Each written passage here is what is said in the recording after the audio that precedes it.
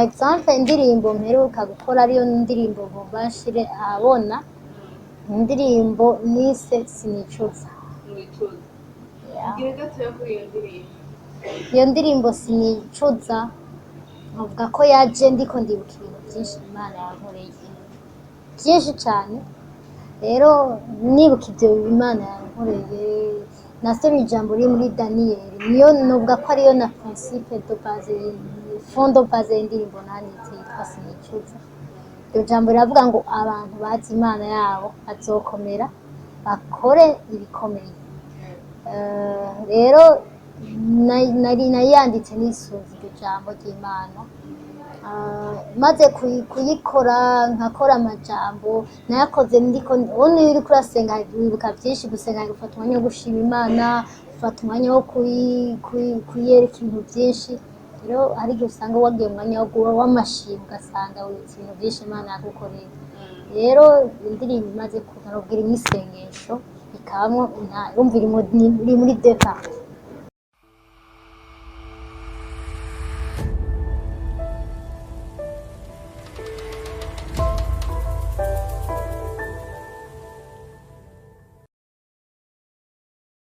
Shalom shalom akunda ijambo ry'Agakiza TV, reka nzere ko umeze neza mwiriwe canke bwakeye neza ivaye naho muri ko muradukurikirana muherereye. Iyi ni ijambo ry'Agakiza TV, reka tubasabe mugire subscribe, like, share ndetse na commento, kubera ko bimwe mu byo twaremewe harimo kwamamaza izina ry'Imana, kuko ngo uyu umuntu umwe yihanye ngaha kuri nosi mwijoro bagira fete aho umunsi mukuru.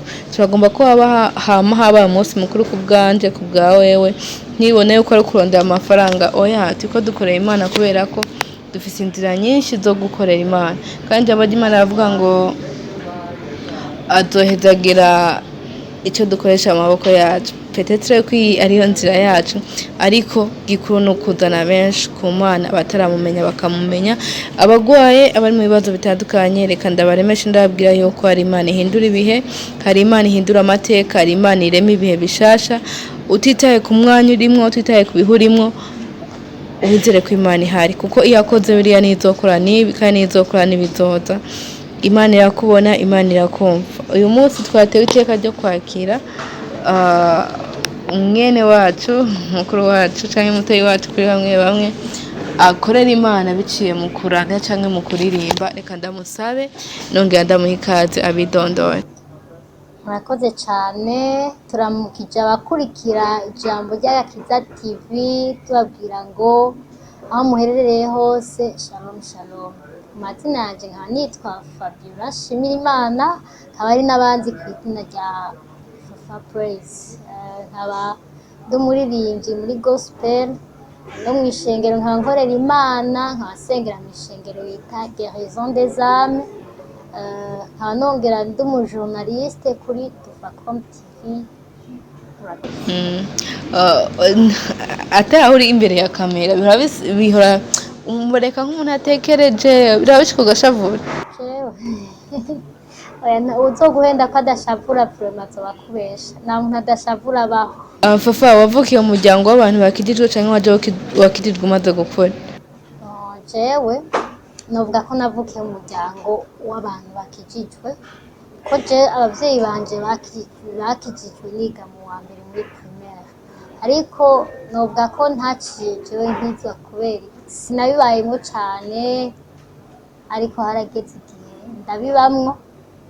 Naho nyene sinabibayemwo nyene ngo ndabitahura, oya naragiye nyene, ariko nsubiye inyuma gato jewe narageze mu siko nsengera hamwe n'abavyeyi banje, ariko aho nagenda nyene bisanzwe atavyo niyumvamwo. Ariko hagera igihe haba iyindi shengero nyene nagenda ngiye kurorera ibintu vyo kuririmba abaririmbyi uko oye, nsanga nyene ninjiyeyo, ariko ntaratahura neza ivyo ndimo. Ndinjira muri chorale naho nyene ntaratahura neza ivyo ndimo kubera iki gukunda kuririmba. Nabibamwo, ariko hagera igihe aho umukozi w'Imana yigeze kwigisha ahantu avuga ati hariho abantu baba mu kintu atari umuhamagaro wabo, ati rero iyo ubaye mu kintu atari umuhamagaro wawe usanga uriko urahomba cyane, ntuba mu kintu ngo ukibemo.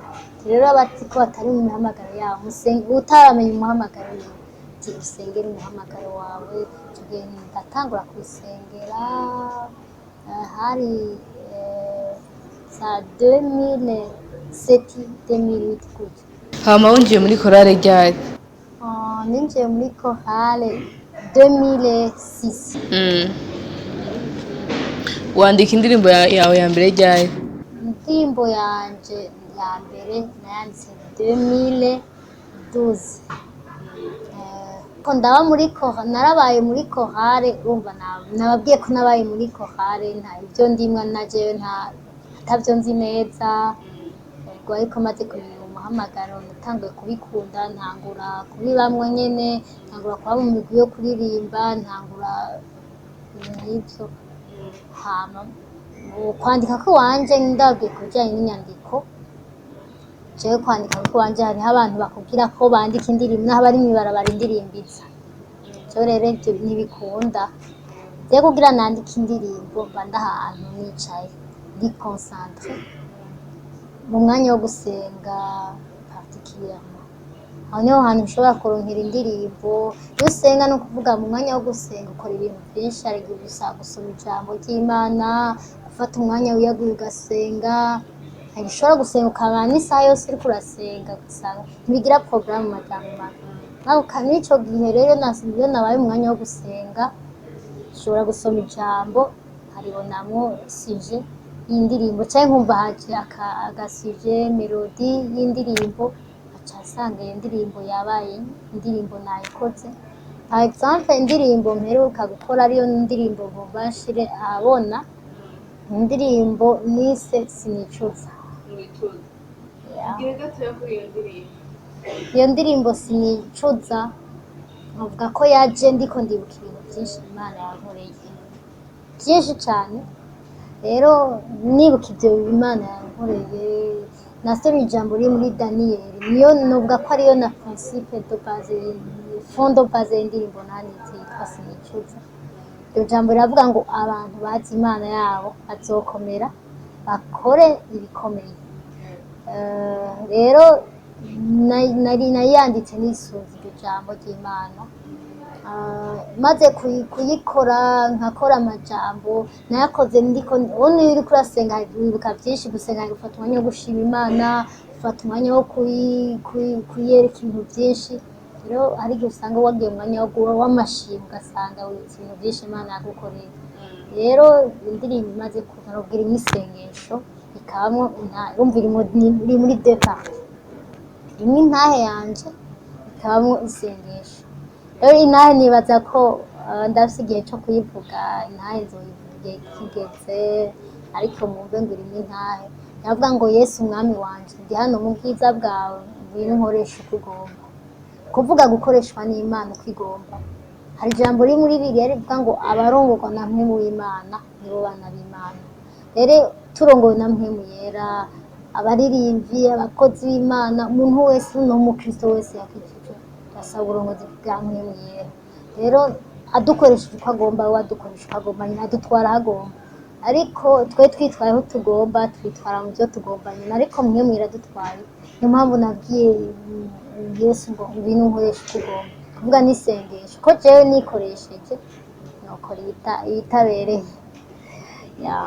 Rero hariho muri Hofa akantu kavuga ngo wambereye byose nkeneye mu buzima, sindicuza na rimwe kuva ndakumenya. Rero iyo myaka yose nababwiye kuva menya Imana sindigera nicuza, kuko hari byinshi nagiye mbona Imana ikora ku buzima bwanje. Nabonye Imana mu buryo bwinshi. Rero iyo ndirimbo iyo naje ubwanje iyo ndayiyumviye nibuka, mbona ugukomera kw'Imana, mbona ubukuru bw'Imana. Umaze kwandika indirimbo zingahe kuva watangura kuririmba cyangwa wakinjira muri korali?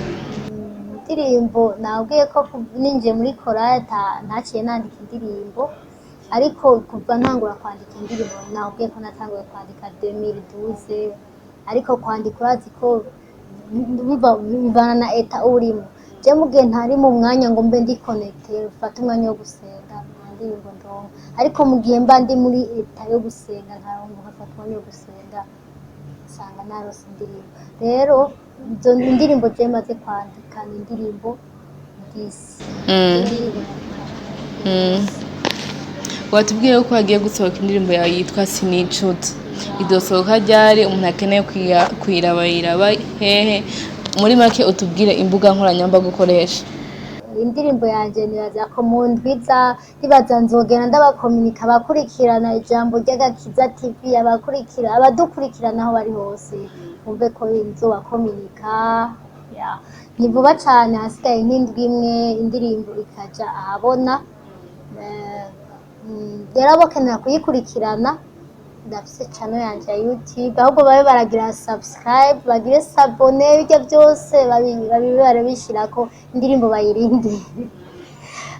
Rero naho niho wosanga indirimbo yanjye ku rubuga rwa Fafa Praise, urubuga rwanjye rwitwa Fafa Praise. Umuntu yakuraba uri umuntu atekereje, ku bwawe umukobwa akijijwe canke umwigeme akijijwe akwiye kwitwara gute? Hano bavuga ngo agomba kuba atekereje nko kuwawe, agomba kuba ameze gutawaya. Gukizwa ni mu ngeso, biribwa ngo agakiza kabonekera mu ngeso z'umuntu. Rero kugira ngo umukobwa akijijwe uko uwo mubona murabe ingene yitwara. Rahaye nkawe urumva uri umujournaliste turahuye ubunyene, asha usanga nyene ukumbona apparence physique iri kiraguhera, ariko umuntu akijijwe hari umukobwa cyangwa uwundi muntu wari wese akijijwe ubonera aho ugendera. Nkawe twogendana nka gatatu iminsi 3 ubona uko meze. Rero canka umuntu aba sirto, rero umuntu akijijwe urabibona, uramubona mu ngeso ahagendera. Papa reka ndagushimiye cyane, nukuri byanezerewe kubana nawe. Murakoze cyane. Hari nk'akajambo cyangwa hari nk'ijambo ubwira abakunzi bawe? Murakoze. Mwatubaje ibijyanye n'indirimbo cyane indirimbo. Rero ikintu nagomba nkore ni gushimira abantu bose hari abantu bamfashije mu bijyanye n'indirimbo. Abamizishe banje n'ukuri indirimbo yanje abamizishe bayivugije n'ukuri bakoze nk'abikorera. Nagomba mfate kano kanya ndabashimire. Producteur wanje yitwa Aimable, n'ukuri ndamushimire, nagomba mfate akanya ko kumushimira. N'umuntu amba hafi cyane, si umuproducteur gusa. Je ngitangura kuririmba bambwira ko abaproducteur hari abantu bagara, abantu bajyana umutima, ariko maze gushika muri studio niho hantu natangiye gukorera indirimbo. Si uko namusanze, nasanze ari umuproducteur akubwira ati genze ku ahubwira bon. Rero numva no mushimira mu majambo makeya, ni umuproducteur yamenye Imana kandi azi icyo akora. Yego nshimira abamizishe n'abashimye en general n'abashimiye, ariko hari umumizishe yitwa Isolo ahari huve ko ndamushimira cyane kuntu yitanga, ukuri kuntu yitanga, kumva igikorwa aragikora nyene kimurimwo by'ukuri yarakoze igikorwa kidasanzwe. Isolo yarambujije acoustique na solo ukuri kandi yabikoze neza, n'abandi bamizishe bose naho ntabavuze mu mazina bose, ariko numvise no muvuga ko ikintu yakoze cyankotse ku mutima. Shimiye n'abakunzi ba ijambo ry'Agakiza TV. Bakunze ijambo ry'Agakiza TV, reka ndabashimire, ariko imbere ya byose kadushimira Imana yo yemeye ko murabino emission cyangwa iyo yemeye ko mwongera kugera uyu munsi, kubera ko hari benshi bakora neza kubasumbya cyangwa kudusumbya ariko bapfuye, ariko twe tukaba turi bazima. Iryo ni ishimwe rikomeye cyane. Reka ndabaha isango ubutaha. Umwami wacu Yesu Kristo abahezagire.